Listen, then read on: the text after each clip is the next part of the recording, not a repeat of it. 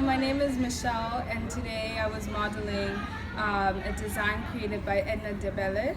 And this design is very elegant, it's very artistic, and I love the design and the patterns that are on it and how the dress just flares to the bottom and has a mermaid style. I stay in Pennsylvania, but I'm also Zimbabwean, and I love modeling and I love just showing and embracing my culture. What are you doing at the moment? I'm attending the Women of Dominion conference with my mother and hoping to learn something from the experience. And generally in life, what do you do? I just recently graduated from high school, so I'm going to attend Temple University during the fall in August.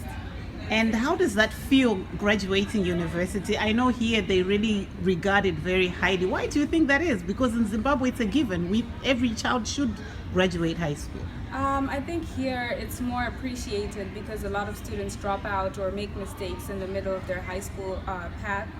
But in Zimbabwe, a child is expected to finish high school and finish school and then go on with their life and do what they want to do.